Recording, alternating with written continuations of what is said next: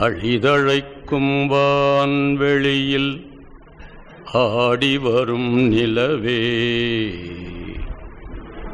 தெருள்தழைத்த மணநிலத்தில் தெரித்தனரும் கதிரே, திரைதழைத்த கடலகத்தில் திகழ்ந்து ஒளிரும் மணியே,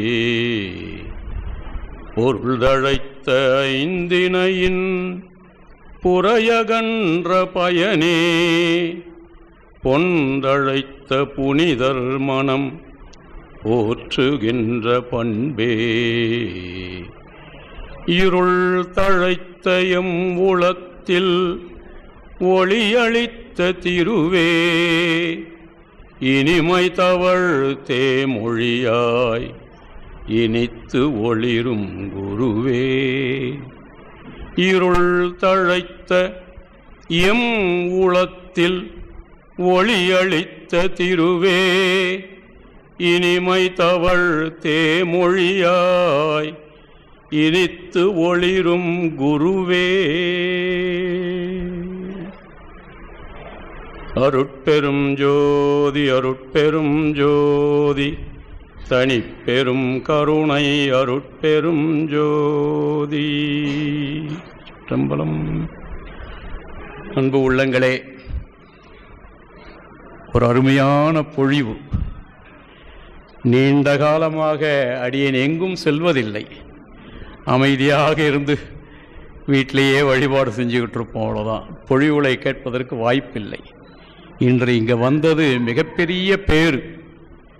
எவ்வளவு அருமையான செய்திகளை வள்ளல் பெருமானோடு இணைத்து அவர்களது முன்னோர்கள் காட்டிய நெறியெல்லாம் நமக்கு காட்டினார்கள். ஒவ்வொன்றும் அற்புதம், பொன் எழுத்துக்களால் பொறிக்கப்பட வேண்டிய ஒன்று. அவ்வளவு எனக்கு ஐயா ஒன்று சொல்லிட்டு போயிடலான்னு நினச்சேன். ஐயா நம்ம பேச விடாதீங்க, அவரே பேசட்டும், கேட்டுக்கிட்டே இருந்துட்டு போயிடுவோம். ஐயா வந்துட்டீங்க, உங்களுக்காக பல பேர் சில சிந்தனைகளை தான் கேட்கணும் வந்திருக்காங்க, நீங்கள் பாட்டுக்கு போகிறேன்னு நான் வேற ஒரு நிகழ்வை ஒத்துக்கிட்டோம். நேரமெல்லாம் இவர் அருமையாக பண்ணிக்கிட்டு இருக்காங்க, நாம் ஏன் இடையில நாம் ஒரு இதுவாக இருக்கணும்னு நினச்சிக்கிட்டு, இல்லை முடிச்சுடுற நேரம் தான், நீங்கள் பேசுங்கன்னாரு. சரி, இறைவன் திருவுள். அவங்க பேசின மாதிரிலாம் நம்மளால் பேசவே முடியாது, பல செய்திகளை தொடவும் முடியாது. ஏன்னா நாம் கட்டுறது அவ்வை பிராட்டி சொன்னதே கைமண் அளவு, நாம் அணுவளவு படித்தது கூட கிடையாது, ஏதோ கேட்டது தான். அந்த கேள்வி செல்வத்து தான் உங்களோட பகிர்ந்துங்கிற ஒரு ஆவல். அவங்க சொன்ன உடனே சரி வந்துடுவோம், கேட்ட செய்திகளை பகிர்ந்துக்கணும் இல்லையா, இல்லைன்னா மறந்துடும், எல்லாம் சுயநலம்தான், அதுக்காக வந்துடுவோம் அப்படின்னு வந்துட்டேன். ஒரு அருமையான சபை. இந்த சபையில் உங்களை எல்லாம் கூட்டு வச்சு ஒரு நல்ல ஞான செய்திகளை எல்லாம் கொடுக்குறாங்கன்னா அது உண்மையிலேயே நாம் பெற்ற பேர், அவங்க பெற்ற பேர் அல்ல. நாம் பெரும் புண்ணியம் செய்திருக்கோம். நம்முடைய பெற்றோர்களும் நம்மை நெறிப்படுத்தியவர்களும் நல்ல புண்ணியம் செய்தனால்தான் என்ன புண்ணியம் செய்தனை நெஞ்சமேங்கிற மாதிரி நாம் எல்லாம் ஒன்றா சேர்ந்து இங்கே வந்திருக்கிறோம். நல்ல அற்புதமான செய்திகள். ஒன்றுமே செய்திகள் இல்லைன்னா கூட இங்கே இருக்கிற அந்த வாசகங்களை படித்தாவே போகிறோம், வேறு ஒன்றுமே வேண்டாம். அவ்வளவு அற்புதங்களை வள்ளல் பெருமான் நமக்கு நிகழ்த்தி காட்டியிருக்கிறார்கள். எத்தனையோ நூல்களை கேட்டிருந்தாலும் அதிலெல்லாம் நமக்கு பொருள் புரியவே இல்லை. உண்மை நிறைய ஒத்துக்கணும். ஆனால் வள்ளல் பெருமானை படித்தா புரியாதுங்கிற செய்திக்கே இடம் இல்லை. அவ்வளவு எளிமை. அவ்வளோ எளிமையானா கடினமாகவும் பாடியிருக்காங்க, ஒன்றுமே புரியாது படித்தா அப்படியும் பாடியிருக்காங்க. ஆனால் நிறைய நமக்காக ரொம்ப ரொம்ப எளிமையாக இறங்கி வந்து, எங்கள் குருநாதர் அடிக்கடிக்கு சொல்லுவார், நீங்கள் திருமுறைகள் படிக்க வேண்டுமா, திருமுறைகளில் கடினமான செய்திகள், திருமூலர், திருமந்திரம் எத்தனையோ இருக்குது, அது மாதிரி கடினமான நூல்கள் எல்லாம் எவ்வளவோ இருக்குது, அதெல்லாம் நீங்கள் படிக்கணும்னு ஆசைப்படுறீங்களா? ஆமாங்க ஐயா, இந்த பிறவி போதாதுங்க, எக்கச்சக்கமாக இருக்குங்க ஐயா, ஒன்றும் கவலையே பட வேண்டாம். வள்ளல் பெருமான் அருட்பாவை படித்தால் போரும், எல்லாவற்றையும் படித்த பேரறிவு உங்களுக்கு கிடைக்கும், அதில் ஒன்றும் ஐயமே இல்லை அப்படிம்பாங்க. அதுபோல் நாம் ஏதோ சில செய்திகளை உங்களோட பகிர்ந்துக்கணும். எங்களுக்கு இப்போது வரலாற்று செய்திகளோ அல்லது புராண செய்திகளோ ஐயா சொன்ன மாதிரி பல இடங்களில் பல ஞானிகள் சொன்ன செய்திகளையோ உங்களோட பகிர்ந்து கொள்வதற்கு எனக்கு வாய்ப்பு இல்லை. காரணம் என்ன, நமக்கு தெரியாது. உண்மையை ஒத்துக்கிறேன். எங்கள் குருநாதர் அதெல்லாம் பண்ணுவார், நமக்கு அது தெரியாது. ஆனால் அவர் சொன்னதில் நமக்கு ரொம்ப பிடிச்ச செய்தி என்னன்னா, சிந்தனை, சிந்திக்கணும். சிந்திக்க தெரியாதவன் முட்டாள், சிந்தித்ததை வெளியே சொல்ல மறுப்பவன் கோழை, சிந்தித்ததை வேறு விதமாக திரித்து சொல்பவன் துரோகி, சிந்தித்ததை சமுதாய நலன்களுக்காக சொல்பவனே ஞானி. ஆகவே சிந்தியுங்கள், சிந்தியுங்கள். சிந்தனை நிந்தன காக்கி என்பார். அப்படி சிந்திக்கிறது தான் ரொம்ப முக்கியம்னு சொல்லியிருக்காங்க. இப்போ இவங்க இந்த தலைப்பு கொடுத்த உடனே உண்மை அன்பும் உயர்ந்த எண்ணங்களும், அற்புதமான தலைப்பு. இந்த தலைப்பை வச்சுக்கிட்டு நாள் கணக்காக பேசிக்கொண்டே இருக்கலாம். பலவிதமான செய்திகளை எல்லாம் இணைச்சி அருமையாக சொல்லலாம். ஆனால் நாம் இங்கே வந்தது சிந்தனைக்காக தான். சமுதாய சிந்தனைகள், வாழ்வியல் சிந்தனைகள். எங்கள் குருநாதருக்கு பெயரே வாழ்வியல் குருனே பேர். வாழ்வியல் நம்முடைய வாழ்க்கையை ஒட்டி இருக்கணும். அதுக்கு என்ன பண்ணலாம்? அதுக்கு இந்த தலைப்பு நமக்கு ரொம்ப பயனுள்ள ஒன்றாக, சிந்திக்கக்கூடிய ஒன்றாக இருந்தது. ஆகவே சரி, இல்லைன்னா நான் வந்திருக்க மாட்டேன். வேறு தலைப்பு ஏதாவது கொடுத்துருந்தோம்னா சாக்கு போக்கு சொல்லி ஐயா விட்டுருங்க, அடுத்த முறை பார்த்துக்கலாம் அப்படின்னு விட்டுட்டு, ஏன்னா நமக்கு தெரியாத செய்திகள் எப்படி நான் வந்து சொல்ல முடியும்? அப்போ இங்கே அன்பு தான் அனைத்திற்கும் ஆதாரம். முதல் உடைமையே திருக்குறளில் அன்பு உடைமை தான், மற்றதெல்லாம் பின்னாடி தான் வைக்கிறார். ஆகவே ஆதாரமான அன்பை பற்றி அற்புதமான செய்திகளை சிந்திக்க சிந்திக்க மிக தெளிவான செய்திகளை சொல்லுகிறார் திருவள்ளுவர் பெருந்தகை. அதற்கு இணையாக வள்ளல் பெருமானும் மிக அற்புதமான செய்திகளை எல்லாம் சொல்கிறாங்க. ஆகவே நாம் அந்த அன்பு ரெண்டு வகையாக பிரிக்கப்படுகிறது. இவங்க சொன்னது உண்மை அன்பு. உண்மை அன்புன்னு ஒன்று இருந்தால் பொய் அன்புன்னு ஒன்று இருக்கணும். ஆனால் யாரும் ஒத்துக்க மாட்டாங்க. என்னங்க அன்பில் போய் பொய் அன்புங்கிறீங்க? ஆமாம் இருக்கு. இதில் என்ன பெரிய வேடிக்கைன்னா, நமக்கு அன்பும் தெரியாது, உண்மை அன்பும் தெரியாது. நமக்கு தெரிஞ்சதெல்லாம் பொய் அன்பு தான். பொய் அன்பையே நாம் என்ன நினச்சிக்கிட்டு இருக்கோம்? உண்மையான அன்புன்னு நினச்சிக்கிட்டு இருக்கோம். அது புரியலை. அந்த சிந்தனையை உங்களோட பகிர்ந்துக்கிறது தான் இப்போ வந்திருக்கேன். ரொம்ப எளிமையாக சொல்லணும்னா, பொய் அன்புன்னா நமக்கு துன்பம் வருகிறது என்றாலே நம்மிடம் பொய் அன்பு இருக்கிறதுன்னு பொருள். துன்பம் இல்லைன்னா அன்பு இருக்கிறதா பொருள். இன்பம் வருதுன்னா உண்மையான அன்பு இருக்கிறதாக பொருள். இப்போ நீங்கள் உங்களையே உங்கள் மனசாட்சியை தொட்டு பார்த்துக்கணும். நம்மிடம் துன்பம் இருக்கிறதா, துன்பம் இல்லையா, இன்பம் இருக்கிறதா? மூன்று நிலைகள். துன்பம் உள்ள நிலை, துன்பம் இல்லா நிலை, இன்பம் உள்ள நிலை. நீங்கள் தொட்டு பார்த்துக்கணும். அது உடலாலும் உள்ளத்தாலும் உயிராலும் உணர்வாலும் ஏனைய நிலைகளாலும் இந்த அன்பை நாம் அங்கே பொருத்தி பார்க்கணும். அப்பத்தான் நமக்கு தெரியும், எல்லாம் தெரியாது. அடியனுக்கு உற்ற நண்பர்கள் இருவர்.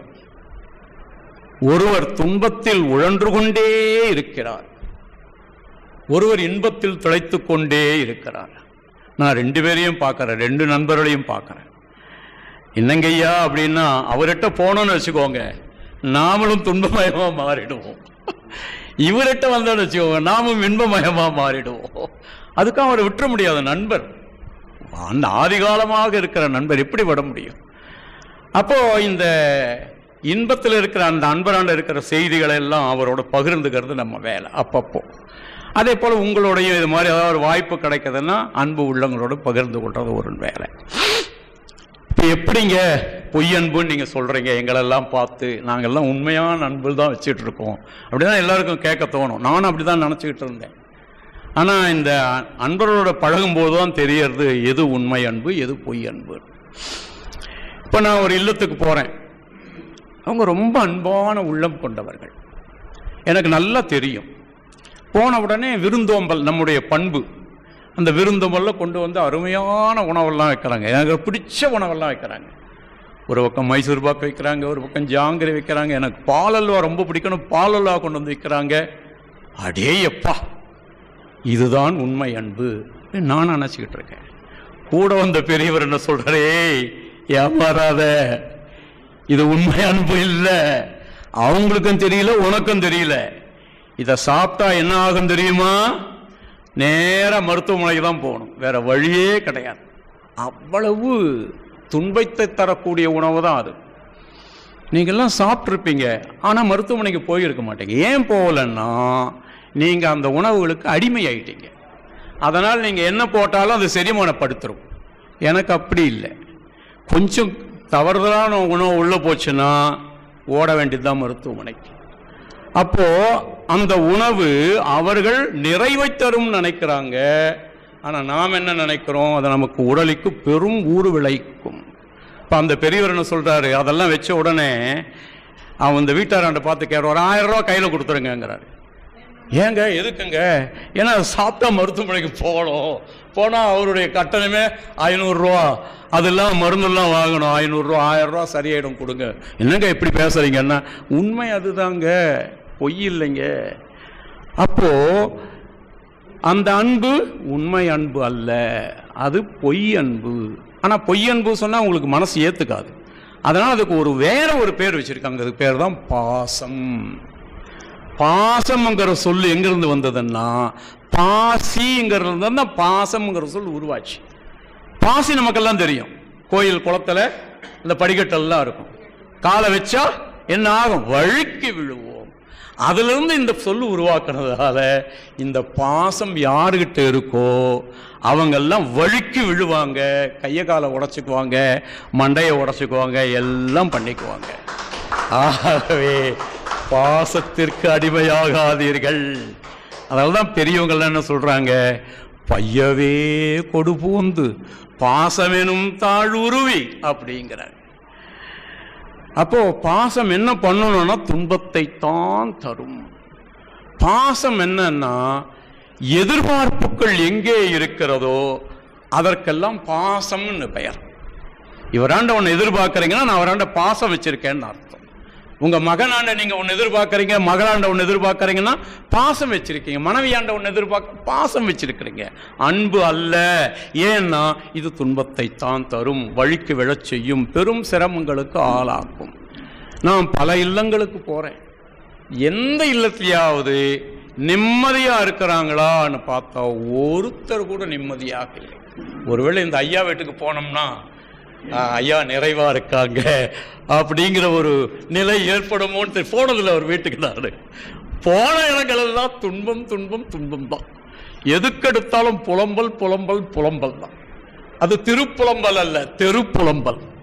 நம்மையும் அவங்க நிலைக்கு கொண்டு போய் வச்சிடும் போல இருக்கு. அப்போ நாம ரொம்ப விழிப்பா இருக்கணும். எதை எடுத்தாலும் எங்க போனாலும் விழிப்பா இருக்கணும். இப்ப என்னுடைய வந்தார் பாருங்க அன்பர், ஒரு விருந்துக்கு போனோம்னா இந்த நண்பர் இருக்காரு பாருங்க, எல்லாத்தையும் ஒரு வெட்டு வெட்டுவாரு. எனக்கு நாக்கில் தண்ணி சொட்டும், அவரோட சேர்ந்து நாமும் சாப்பிடணும் அப்படின்னு தான் நன்னும். ஆனா துன்பத்தை உழந்துட்டு இருக்கிறாரு. நாம அப்படி உழக்கூடாது, ஏமாந்துடக்கூடாது. இவர் என்ன வச்சுக்கிறாரோ தான் வச்சுக்கணும். இலைக்கு வந்துகிட்டே இருக்கும் ஒவ்வொன்னா, வேண்டாம் வேண்டாம் வேண்டாம், என்னையா ஒண்ணு கூட வேண்டாங்கிறீங்க, அருமையான போலி கையா, அது கூட வேண்டாங்க, அது போலிங்க, அது போலியில போலி, வேண்டாம், அது உண்மை அல்ல. எல்லாத்தையும் வச்சுட்டு என்னதான் போட்டுக்க போறீங்களா? வெறும் சாதம் போட்டு ரசத்தை போட்டு சாப்பிட்டு எழுந்துச்சுடுற. நீங்க சாப்பிட்டு பாருங்க, அவங்க கொடுக்கறதெல்லாம் ஒரு விருதுல போய் நிறைவா சாப்பிடுங்க. உங்க உடல்நிலை எப்படி இருக்குன்னு பாருங்க. வீட்டுக்கு போய் அவர் சொன்ன மாதிரி வெறும் ரசஞ்சா சாப்பிட்டு பாருங்க, அப்போ உங்க நிலை எப்படி இருக்குன்னு பாருங்க. அப்பதான் நமக்கு புரியலன்னா புரியாது. ஆனா வள்ளல் பெருமான் அந்த ஞானி என்ன, வெறும் இன்பத்தி என்ன, அதுக்கும் ஒரு மேல வழி காட்டுறா அப்படின்னு வந்தவர்களுக்கெல்லாம் என்ன கொடுத்தாங்க தெரியுமா? வள்ளல் பெருமான் கஞ்சி தான் கொடுத்தாங்க. அந்த கஞ்சியை சாப்பிட்டீங்கன்னா 2 மணி நேரம் அல்லது 3 மணி நேரம் தான் தாங்கும், அதுக்கு மேல தாங்காது. பசி கப கப கப கபன்னு. எப்பொழுது பசி கப கபன்னு எடுக்கிறதோ அது ஞான உணவுன்னு பொருள். நீங்க விருந்துக்கு போய் சாப்பிட்டு வாங்க, பசிக்குதான்னு பார்ப்போம். பசி இல்லை, துன்பம் வரும். உடனே நான் பார்க்கிறேன், பல அன்பர்களை பார்க்கிறேன், குறிப்பா வயதானவர்களை சாப்பிட்டுட்டு அப்படி வந்து உட்காருவாங்க.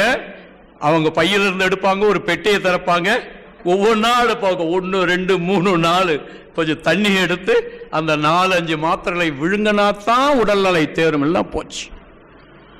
அப்போ நீங்க யோசிச்சு பாருங்க, உலகத்தில் இருக்கிற எல்லாரிடமும் பாசம்தான் இருக்கிறது. அது பொய் அன்பு, அன்பு கூட இல்லை. நான் சில இல்லங்களுக்கு போவேன், அந்த ஐயா சொல்றாரு, எல்லாத்தையும் மறுப்பேன். அவங்க என்ன சொல்லுவான், ஐயா ஒரு நாள் சாப்பிட்டா ஒன்றும் ஆகாதுங்கய்யா, சாப்பிடுங்க ஐயா.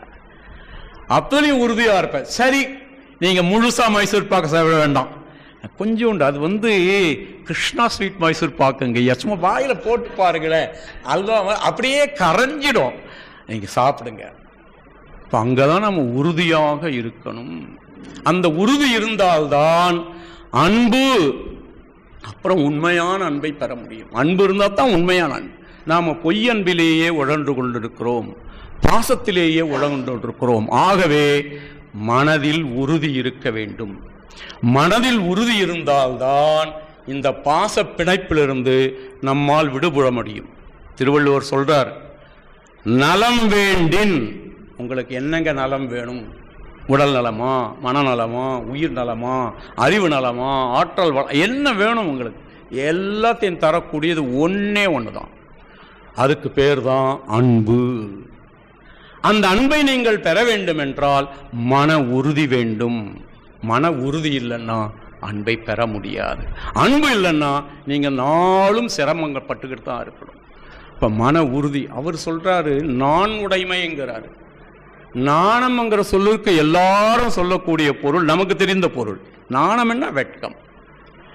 ஆனா திருவள்ளுவர் அந்த பொருளை கையாள்ற. ஒரு சொல்லுன்னு எடுத்தா அதுக்கு பல பொருள்கள் இருக்கும். அதான் தமிழுடைய சிறப்பே, சொல்லுக்கு பல பொருள்கள் உண்டு. அது மட்டுமல்ல, சொற்பொருளுக்கு நீங்க பார்த்தீங்கன்னா சொல்லுக்கு பொருள், அது சொற்பொருள். ஆனா அது உணர்த்தக்கூடிய உட்பொருள்னு ஒன்று இருக்கும், அது சுட்டக்கூடிய மெய்ப்பொருள்னு ஒன்று இருக்கும். இதெல்லாம் நாம புரிஞ்சுக்கணும். நமக்கு சொல்லுக்கே பொருள் தெரியறதில்ல பல இடங்கள்ல. நான் ஒரு வீட்டுக்கு போயிருந்தேன், கையில் திருநீர் பை இருந்தது, திருநீரெல்லாம் தீர்ந்து போச்சு. அப்போ பையனாண்ட சொன்னேன், தம்பி கொஞ்சம் நீரிட்டு கொண்டு வா அப்படின்னு. அவன் திருன்னு முழிச்சான். ஏன்பா முழிக்கிற, நீரிட்டு கொண்டு வான்னு. அவன் போய் திரும்பி வந்தான், ஐயா நீரிட்டு தான் கொண்டு வரணும். ஆமாப்பா நீரிட்டு தான்ப்பா கொண்டு வரணும். கொஞ்சம் தண்ணி எடுத்து அதில் விட்டு கொண்டு வந்து கொடுத்தான்.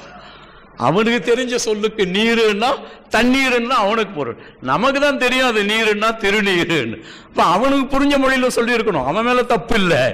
விபூதின்னா அவனுக்கு எல்லாம் தெரியும். ஓ விபூதியா நான் கொண்டு வரேங்க. அப்போ சொல்லுக்கே பொருள், அவன் ஒன்று நினைக்கிறான், நான் ஒன்று நினைக்கிறேன். ஆகவே பல பொருள்கள் இருக்கு. அப்படி நான்ங்கிற சொல்லுக்கு என்னன்னா உறுதின்னு அர்த்தம். எப்படிங்க நீங்க நானை போய் உறுதிங்கிறீங்க? ஏங்க இந்த வெள்ளோட 2 முனைகளையும் இணைக்கிற ஒரு கயிறுக்கு பேர் என்ன தெரியுமா? நான். அப்படின்னா என்ன அர்த்தம்? அந்த நான் உறுதியாக இருந்தால்தான் இந்த அம்பு இலக்கை போய் தொடும், இல்லையிலேயே பாதியிலேயே விழுந்துடும். அப்போ உறுதியாக இருக்க வேண்டும். இடுப்புல கட்டுவோமே ஒரு கயிறு, என்ன கயிறு? அண்ணா கவரு. அண்ணா கவர் அல்ல, அது அறை. இடுப்புக்கு அறை. ஏன் இதுக்கு பாதி இது பாதி, அறை. அந்த அறையில கட்டக்கூடிய கயிறுக்கு பேரு நான், அரை ஞான், அரை நான். அதுதான், அது மாறி போச்சு. அப்ப அரை நான். இடுப்புல கட்டுற கயிறு அருந்துதான் என்ன ஆகும்? மானம் போயிடும். அப்போ உறுதியாக இருந்தால்தான் மானம் காக்கப்படும்.